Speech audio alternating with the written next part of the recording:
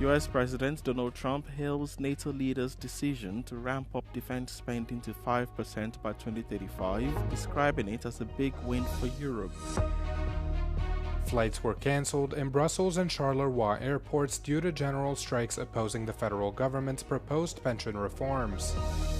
Protesters in Venice are claiming an enormous victory after US tech billionaire Jeff Bezos moved his wedding venue to the outskirts of the floating city. NATO leaders on Wednesday confirmed their commitment to more than double defense spending by 2035, bandying words like crucial, momentous, and quantum leap. Members said that they were united against profound security challenges, singling out the long-term threat posed by Russia and terrorism. The resolutions came even as US President Donald Trump faced questions at the summit about the Ukraine war, something he described as being hard for him to solve. Because it's more difficult than people would have any idea. Vladimir Putin has been more difficult. Frankly, I had some problems with Zelensky. You may have read about him.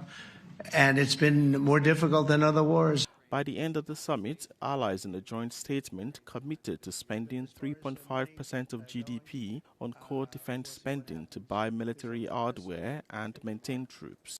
However, their statements did not include a condemnation of Russia's invasion of Ukraine as it had a year ago. Trump, who had always castigated European allies for not spending enough on their own defense, hailed the decision taken at the summit in The Hague. The US president described it as a big win for Europe and Western civilization. Ukraine's President Volodymyr Zelensky signed an agreement with the Council of Europe to set up a special tribunal for the war in Ukraine. The tribunal seeks to try top Russian officials for crimes of aggression after they launched a full-scale invasion of Ukraine in early 2022. Existing international courts, including the International Criminal Court in The Hague, lack jurisdiction to try Russian nationals for that specific offense. Secretary-General of the Council of Europe, Alain Berset, said that this is the first tribunal launched to address the crime of aggression. Zelensky referenced other tribunals, including those which tried Nazis and individuals accused of crimes in the Yugoslav war, arguing that they should serve as a foundation.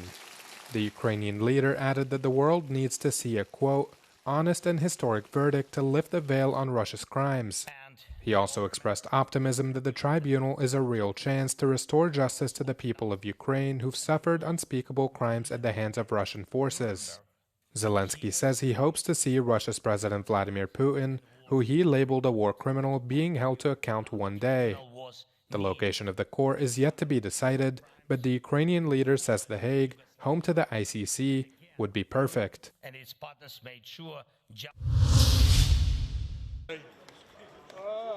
French President Emmanuel Macron met with the head of the International Atomic Energy Agency, Raphael Grossi, at the Élysée Palace in Paris. The meeting took place after Macron returned from The Hague, where he's been participating in the annual NATO Leaders Summit. The meeting was structured in a closed-door setting. Prior to his departure from the Netherlands, Macron told reporters that he would discuss his assessment of damage to Iran's nuclear facilities with Graci.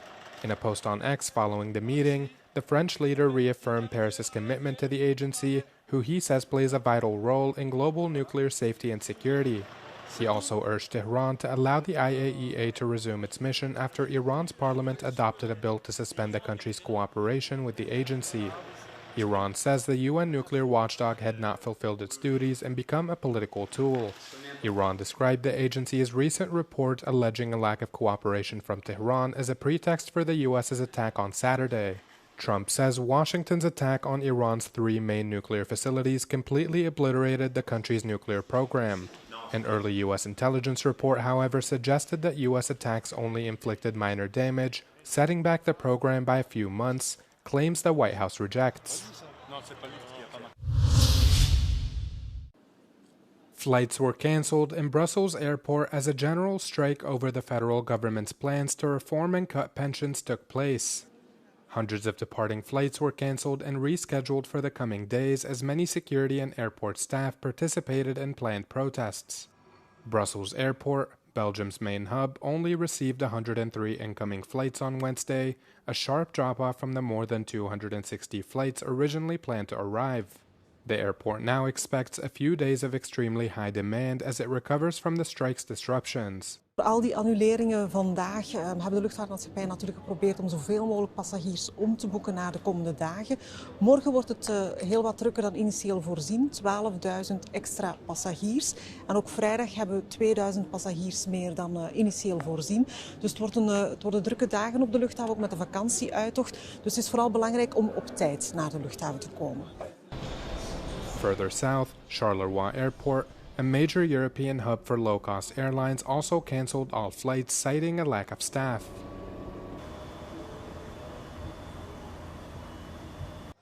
Tens of thousands participated in protests across the country to oppose the government's plans to raise retirement age and revise pensions. The Belgian government wants to raise retirement age for all civil servants to 66 to align it with the private sector, as it says the rising life expectancy is causing a surge in costs. Ik heel erg vind dat ze talven van de rit ons pensioen gaan hervormen en dat we minder gaan pensioen hebben. En dat we waarschijnlijk met dat geld gaat tanks kopen en andere zaken om oorlog te voeren. Belgian Prime Minister Bart de Wever says reforms are needed to also address the large federal budget deficit, which violates EU rules. The country is also committed to increase defense spending to 5% of GDP as per the new NATO obligations adopted on Wednesday in the summit in The Hague.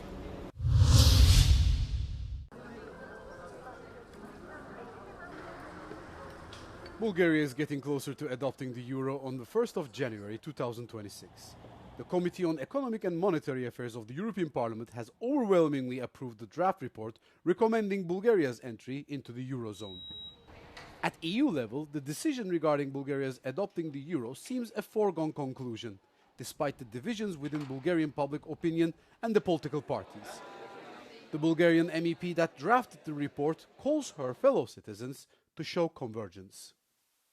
I very much hope that the pro-European forces will be able to unite and stand for that stability in order to make sure there is a smooth adoption of the euro in Bulgaria. Bulgaria has struggled to find political stability since 2020. The country held 7 legislative elections in 5 years with a long row of short-life governments.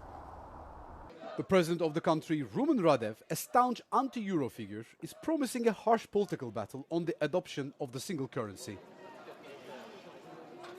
Many EU observers say that Russia has been igniting the anti-euro sentiments. These are the sort of sentiments and worries that as politicians we need to address. However, there is another point, and this is the manipulation that has been used by certain political actors, including President Radev, to use the fears of the public opinion.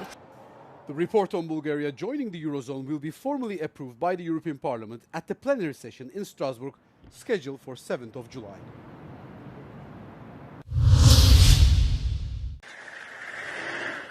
7 Israeli soldiers were killed in the southern Gaza city of Khan Yunis when an explosive device attached to their armored vehicle detonated. That is according to an Israeli military spokesperson. נשלחו כוחות חילוץ ומסוקים לנקודה, הם ביצעו ניסיונות לחלץ את הלוחמים, אך ללא הצלחה.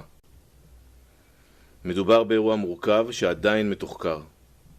לכשיסתיים התחקיר, נציג אותו קודם כל למשפחות, ואחר כך לציבור.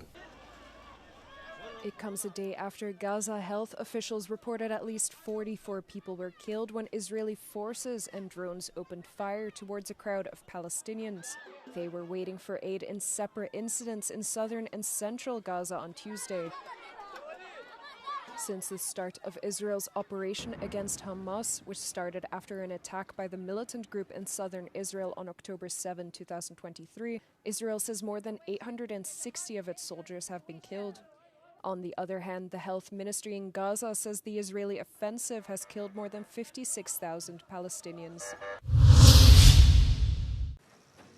The UK government has announced it will buy 12 F-35 fighter jets that can carry nuclear weapons. The government has called the purchase the biggest strengthening of the country's nuclear deterrent for a generation. Prime Minister Keir Starmer added that peace can no longer be taken for granted in an era of, quote, radical uncertainty. The decision was announced to coincide with the NATO summit in the Netherlands, when NATO Secretary General welcomed the announcement as another robust British contribution to NATO.